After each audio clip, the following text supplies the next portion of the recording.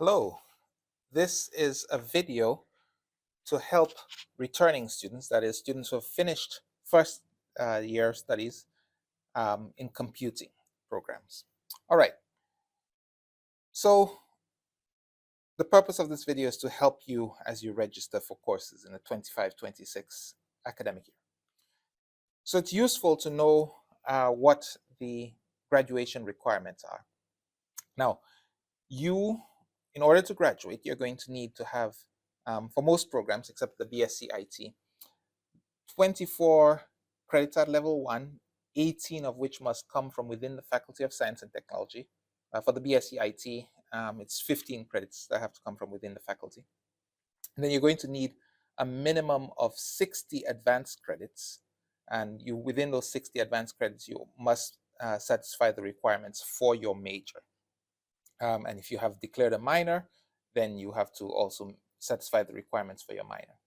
And then you have to have a minimum of 9 credits from foundation courses. You have to take either Found 1014 or Found 1019. And then you must take Found 1301, Found 1101. But you can substitute one of these, either Found 1301 or Found 1101, exactly one, with a language course that is taken at your level of competence. Note that you also have to take and pass a foreign language while you are at the University of the West Indies, unless you are exempt. Okay, you should be guided by the program specification in the faculty handbook. Please read it and understand it. And faculty handbooks for the Faculty of Science and Technology are located on the FST homepage. So you already know, as second year students, that the Department of Computing has the following programs: a BA and a BSc in Computer Science, a BSc in Information Technology, a BSc in Software Engineering, and a BSc in Computer Studies.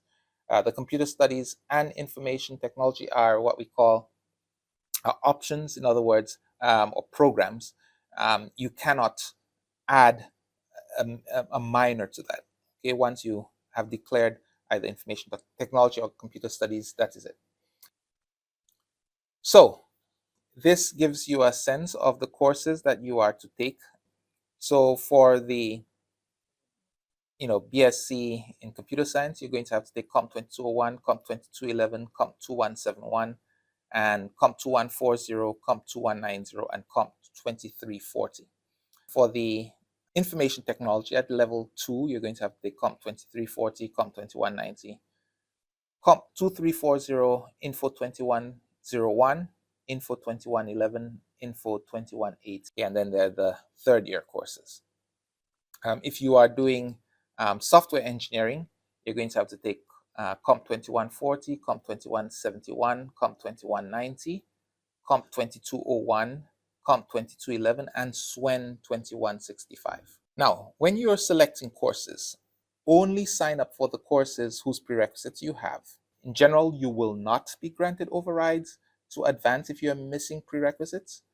And so if you are missing prerequisites for core courses in computing programs, ensure that those are satisfied. If you have to go back to level 1 and pass courses, make sure that you do. Many of the courses at second year have first year computing prerequisites, so ensure that you have met those requirements. So if your major is computer science, this is a map of what we think you ought to do. You should take Comp 2140 and Comp 2190 and Comp 2201 in semester 1, and then you have space for 2 electives. And then in semester 2, you should take Comp 2171, Comp 2211, Comp 2340, and then you have space for 2 more electives and your second foundation.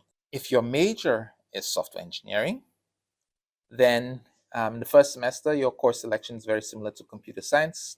So 2140, 2190, 2201, and space for 2 electives. In the second semester, you can take Comp 2171, Comp 2211, and then SWEN 2165, and then you have space for 2 more electives and your foundation.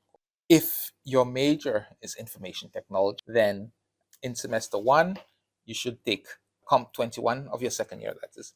Comp 2140, Comp 2190, Info 2111, and Info 2180. And you have room for one elective. And then in semester 2, you should take Comp 2340, Info 2101, and then you have space for 3 electives and a second foundation. And then if your major is computer studies, then you should take Comp 2140, Comp 2190, Comp 2201 in semester 1. And then you have to choose one elective from any, or 2 electives basically, which can come from any level 2 comp course or level 2 math course or level 2 econ course or a level 2 management course. And then the second semester, you take Comp 2171, Comp 2211, Comp 2340, and then you take 2 more electives that must come from a level 2 comp course or level 2 math course, level 2 econ course, or level 2 management course, and then your second foundation course. What are the next steps? Well, prepare your degree plan or update it if it already exists. Then you should talk to an academic advisor. And I say here, if you have questions, but I would strongly recommend talking to an academic advisor anyway. And then after that, you should register for your courses. So you might see some registration errors. So for example, a common one may be a prerequisite and test score error. This is an indication that you have not met all the prerequisites for a given course. For example, the university may not have records of passes in both units of a CAPE science subject at level 1, or you have not passed all the level 1 courses that you require. Or you may see a program restriction. This is going to come up for if you're trying to register for a course that's restricted to students in a program. For example, some of the level 2 information technology courses are limited to students who have BSc, pursuing the BSc information technology. Some are limited just to you may see a campus restriction error. That means you're trying to take a course that's not available at your campus. For example, a student registered at Western Jamaica and you're trying to register for a stream at Mona.